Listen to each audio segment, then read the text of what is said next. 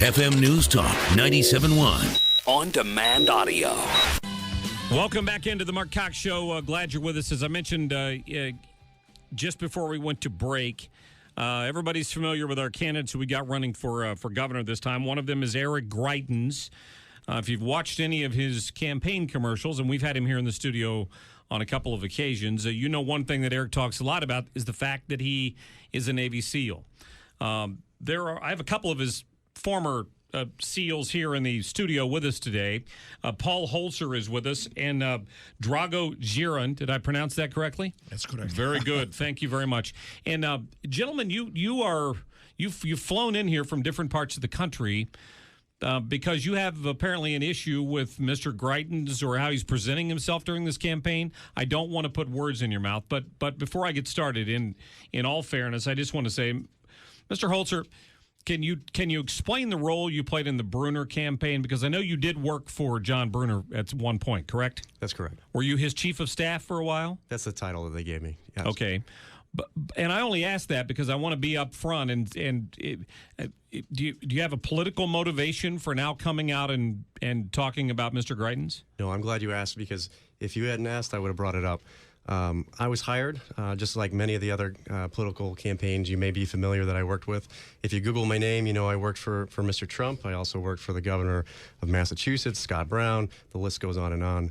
I'm an analyst. I graduated from MIT. I'm a statistician. I'm a dork, a geek. I'm a numbers guy.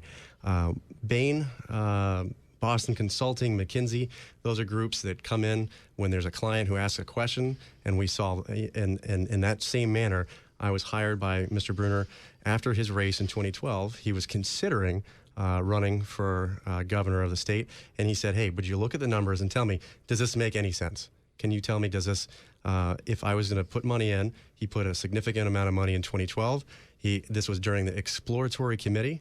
This was not, he didn't announce. He was actually making his decision to announce at the time that I worked for him. And it was at this opportunity, I'm a medical student at Dartmouth, so this was my summer job. Okay. And I came over, and this is the first time I actually learned of Eric Greitens. I never met him in the SEAL teams. We never worked together.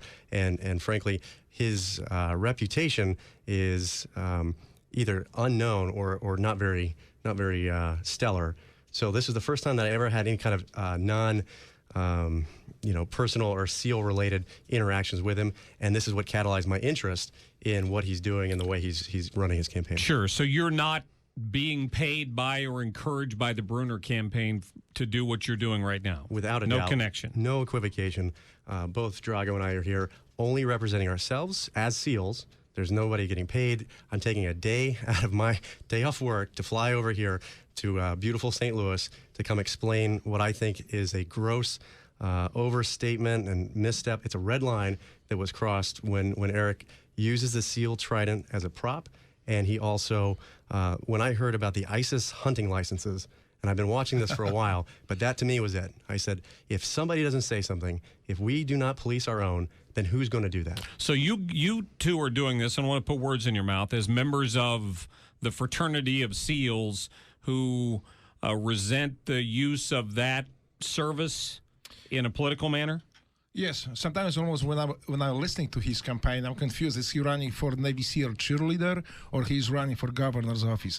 Everywhere you hear, every time he opens his mouth, it's coming up, I am the Navy SEAL, I am a Navy SEAL, I am a Navy SEAL. Well, you know what? He is a Navy SEAL. Technically, he is a Navy SEAL.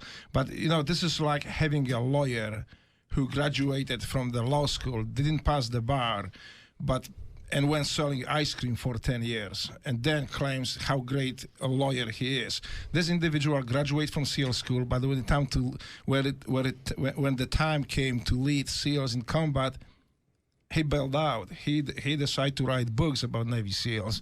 So basically, he abandoned us at the time in the heights of the war where we needed every man we could muster. Some of us were making deployments with only a month or 2 months break and go back into the war.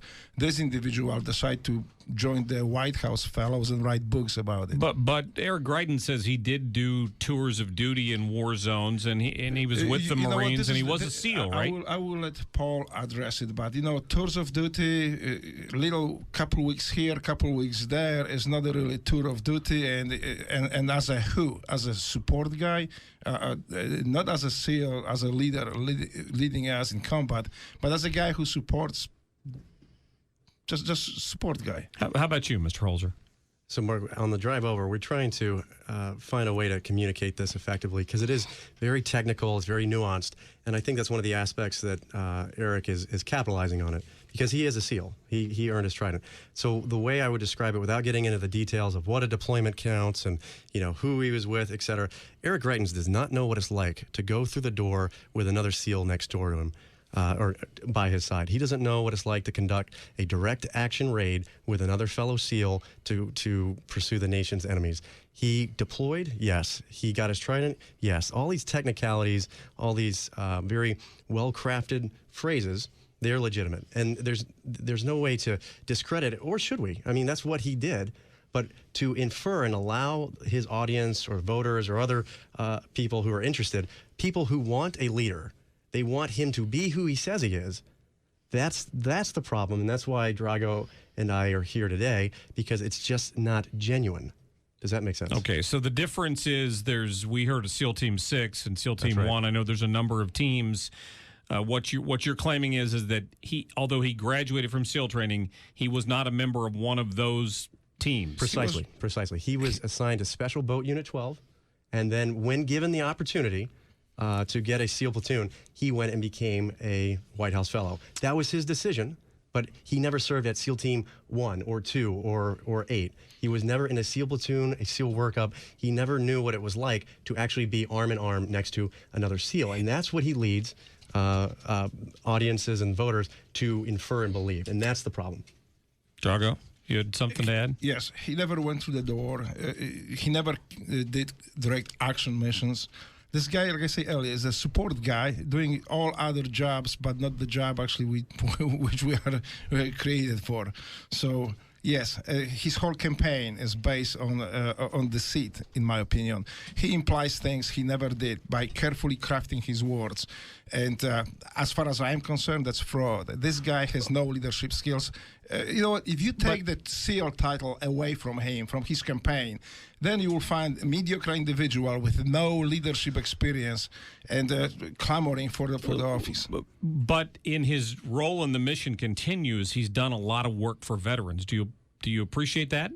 Absolutely. I'm not sure what he did. I'm not aware of what he did. I know that he has a charity and he pays himself hefty salary out of it. So, Mark, I'm not familiar really with the mission continues or the specifics of it. It's a noble cause, and that's not why we're here. What he did after his service, and he was a SEAL for 2.5 years active duty. He spent the subsequent 12 talking about it. Whatever contributions he's made as the mission continues, I have no qualms with it or issue. I proudly serve and act for the Navy SEAL Foundation in New England. That's my volunteer service to give back to the community. There's Drago. He can tell you about the work he does. And I'm sitting on Navy SEALs Fund Board of Directors. Board of Directors, okay. So you're talking to two people who believe in giving back and supporting all veterans' causes. But what is disingenuous is allowing people to infer things about your service that are exaggerated, embellished. That's the point. You know, and when it comes to the politics of it, John Brunner brags about being a Marine. Mm-hmm. Catherine Hanaway brags about being a former U.S. attorney, which of course she was, and the Speaker of the Missouri House. I find part of that to just be part of being a politician. You've got to build up that resume.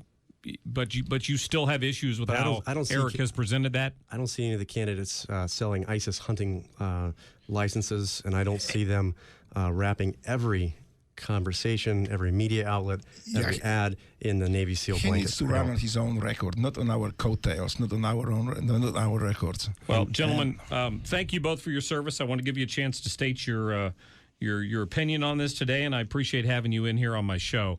That is Drago Jiran and Paul Holzer, Navy SEALs, former Navy SEALs. Is that how you would title yourselves?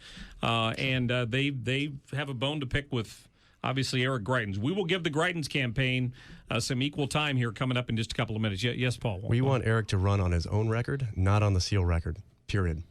All right. Thank you both for that. We'll go to a break, and we will talk to a representative from the Greitens campaign when we come back. 314-969-9797. The phone number's down here. You're listening to The Marc Cox Show.